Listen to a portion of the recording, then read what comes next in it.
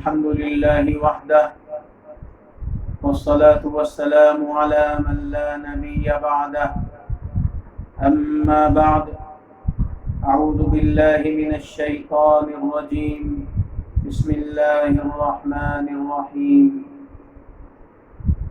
وقضى ربك ألا تعبدوا إلا إياه وبالوالدين إحسانا إما يبلغن عندك الكبر أحدهما أو كلاهما فلا تقل لهما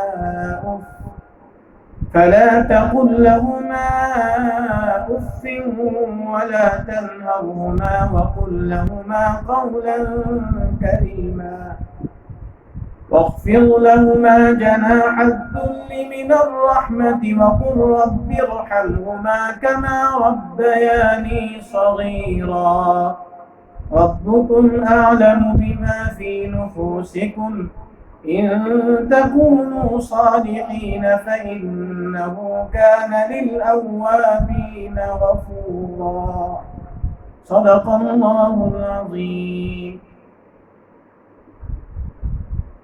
آج 12ویں تراویح میں جو آیات تلاوت کی گئی ہیں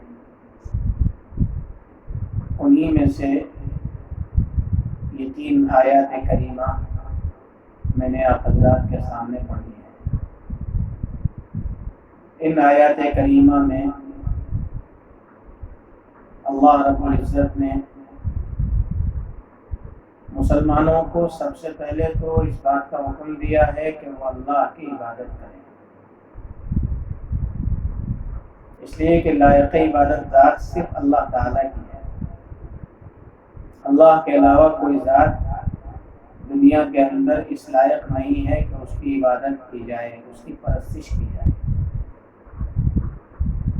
اس لیے کہ عبادت کی مستحق وہ ذات ہوتی ہے کہ جس نے اس کائنات کو بنایا ہے، جو اس کائنات کو چلانے والی ذات ہے، اس کو باقی رکھنے والی ذات ہے، جو اس کائنات میں بسنے والی مخلوقات کی تمام ضروریات کی ذمہ داری نبھانے والی ذات ہے، اور وہ ذات صرف اللہ تعالیٰ کی ہے۔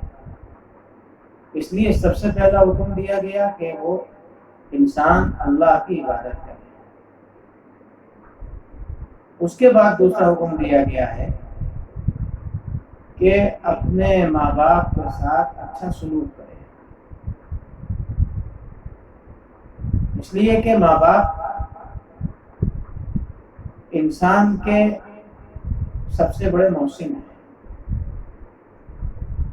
اللہ تعالیٰ کے تو احسانات ہیں ہی، ان کا تو کوئی حد اور بس نہیں ہے، کوئی شمار نہیں ہے، لیکن اللہ تعالیٰ کے بعد انسان پر اگر کسی کے احسانات ہوتے ہیں تو وہ ماں باپ کے احسانات ہیں۔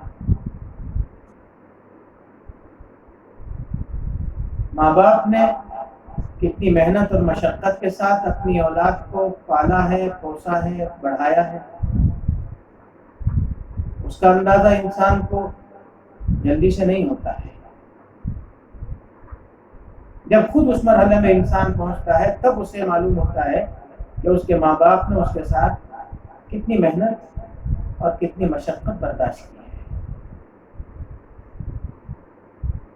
ماں اگر اس کو گھر کے اندر رہتے ہوئے زندگی گزارنے کے طریقے سکھاتی ہے، اس کی تعلیم و تربیت کا نظم کرتی ہے،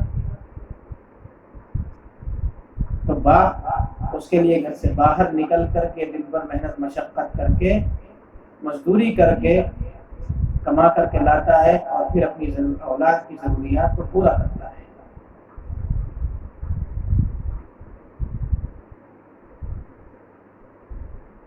ماں باپ اپنی اولاد کی تربیت میں دن کا سکون اور رات کا چین سب برباد کر دیتے ہیں۔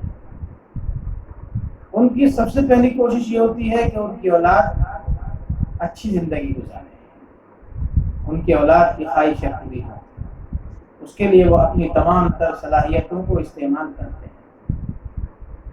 اس لیے اللہ رب العزت نے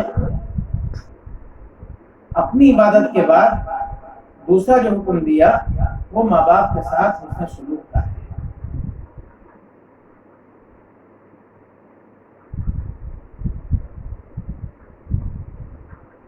اس آیت کے اندر فرمایا گیا وَقَضَىٰ رَبُّكَ أَلَّا تَعْبُدُوا إِلَّا إِيَّاهُ،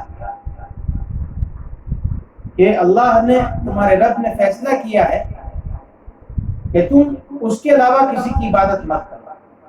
اس کا حکم یہ ہے کہ اس کے علاوہ کسی کی عبادت مت کرو اور اپنے ماں باپ کے ساتھ اچھا سلوک کرو۔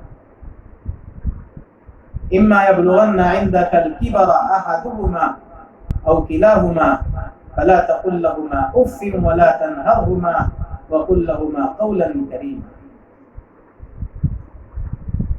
اگر تمہاری موجودگی میں ان میں سے کوئی ایک یا دونوں بڑھاپے کی عمر کو پہنچ جائیں تو تم ان کو اف مت کہنا، نہ ان کو جھڑکنا، بلکہ ان کے ساتھ اچھے انداز میں گفتگو کرنا، نرمی کے ساتھ گفتگو کرنا۔ بڑھاپے میں انسان بچپن کی طرف لوٹ آتا ہے۔ وَمَن نُعَمِّرْهُ نُنَكِّسُهُ فِي الْخَلْقِ، جس کو ہم عمر دراز دیتے ہیں اس کو اس کی تخلیق کے اندر اوندا کر دیتے ہیں۔ اس طریقے سے بچپن میں انسان کے اعضاء کمزور ہوتے ہیں، اس کے ہاتھوں کے اندر طاقت نہیں ہوتی، اس کے پاؤں کے اندر طاقت نہیں ہوتی،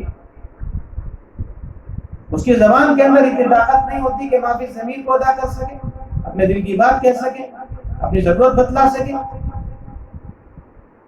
یا کوئی بات سمجھ سکے۔ وہی کیفیت انسان پر بڑھاپے کے اندر طاری ہو جاتی ہے، اس کے ہاتھوں کے اندر بھی راشا ہو جاتا ہے، اس کے پاؤں کے اندر بھی کمزوری آ جاتی ہے، اس کی سماعت بھی کمزور ہو جاتی ہے، اونچا سننے لگتا ہے، اور اسی کے ساتھ ساتھ بات سمجھنے کی صلاحیت بھی کم ہو جاتی ہے۔ اور اولاد جو ہے وہ جوان ہے، اولاد کے جذبات کچھ اور ہیں، ماں باپ کے جذبات کچھ اور ہیں۔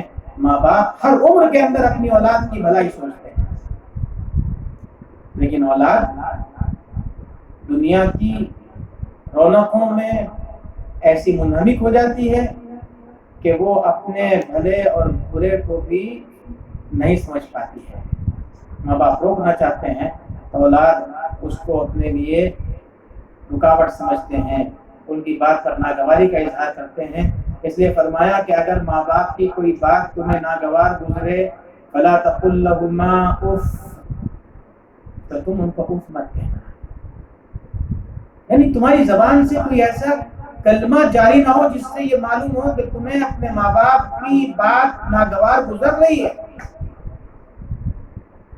حضرت علی رضی اللہ تعالیٰ عنہ فرماتے ہیں کہ اگر اف سے ہلکا کوئی اور کلمہ ہوتا، اس سے نیچے درجے کا کوئی اور کلمہ ہوتا تو اللہ تعالیٰ اس کو یہاں پر ذکر فرما دیتا۔ ان کی بات پر ناگواری کا اظہار مت کرو، بلا تنہرہما، نہ ان کو جھڑکو، نہ ان کے ساتھ بلند آواز سے بات کرو۔ ان کے ساتھ گفتگو کرتے ہوئے تمہاری آواز بلند نہیں ہونی چاہیے، بلکہ ان کے ساتھ گفتگو کرتے ہوئے مہذب انداز ہونا چاہیے، نرم انداز ہونا چاہیے، شریفانہ انداز ہونا چاہیے۔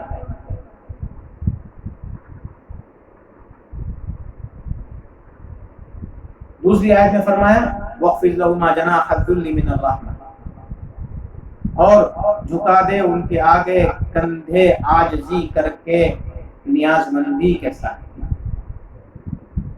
یعنی اللہ تعالیٰ اولاد کو کتنا اونچا مقام دے دیں، کتنے اونچے منصب پر فائز کر دیں، لیکن اپنے ماں باپ کے سامنے ہمیشہ عاجز اور ذلیل بن کر، حقیر بن کر آنا، اپنے ماں باپ پر اپنی بڑائی کا اظہار مت کرنا، اپنے رعب کو، اپنے منصب کو اپنے ماں باپ پر ظاہر مت کرنا۔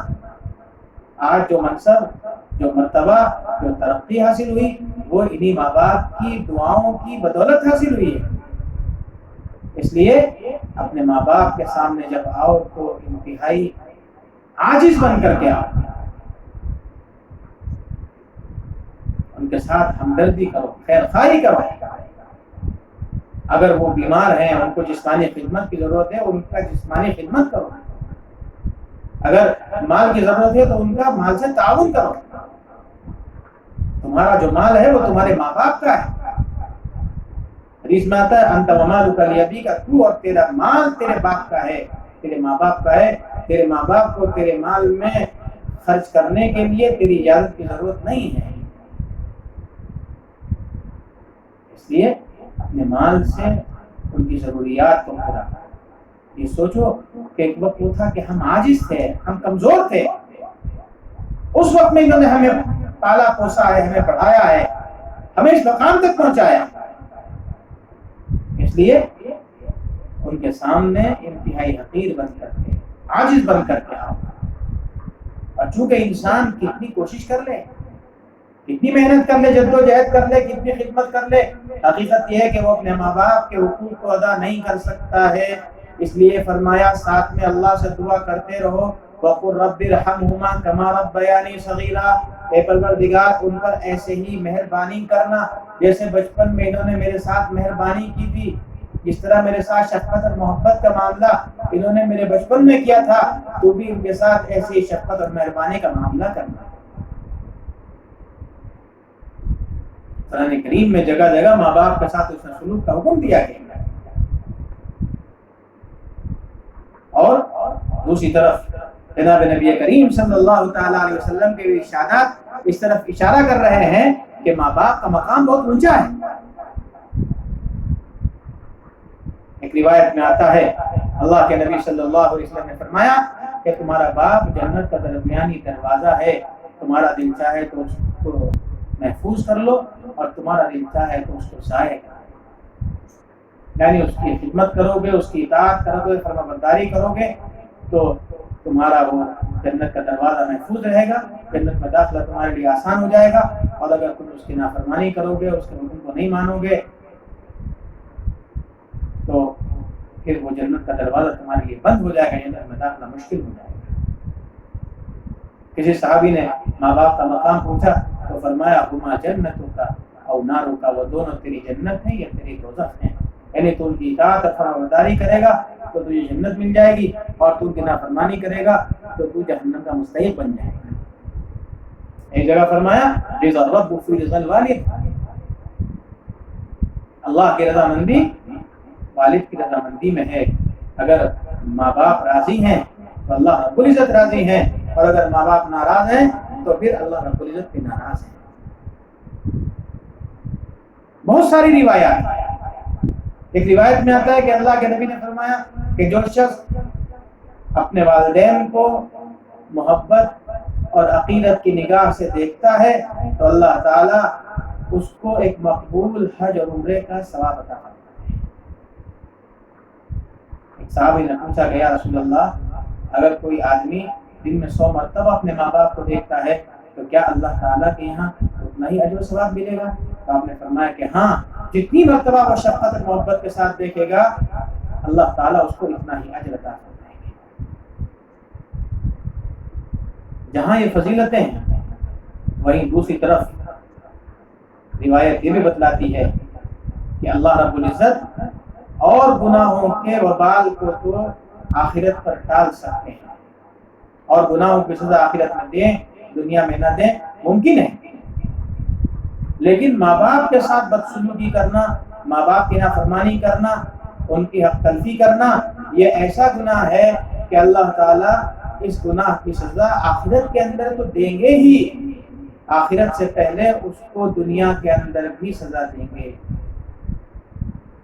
جب تک اس کے ساتھ اللہ تعالیٰ اس کی اولاد سے وہی سلوک نہیں کرا دیں گے جو سلوک اس نے اپنے ماں باپ کے ساتھ کیا ہے، اس وقت تک اس کو موت نہیں آئے گی. اللہ دنیا کے اندر ہی سزا دیتا ہے. ان آیات اور روایات کی روشنی میں یہ بات واضح ہو جاتی ہے کہ ماں باپ کا مقام اونچا ہے. اسی لیے اللہ رب العزت نے اپنی عبادت کے ساتھ ساتھ دوسرا جو حکم دیا ہے وہ یہ حکم دیا ہے کہ اپنے ماں باپ کے ساتھ اس نے سلوک کرو. اور ایک موقع پر فرمایا ان اشکر لی ولوالدیک، میرا بھی شکریہ ادا کرو اور اپنے والدین کا بھی شکریہ ادا کرو. اللہ رب العزت ہمیں اپنے والدین کی قدر کرنے کی توفیق عطا فرمائے اور ان کا فرمانبردار بنائے اور ان کی نافرمانی سے ہماری حفاظت فرمائے۔ وآخر دعوانا الحمد للہ رب العالمین۔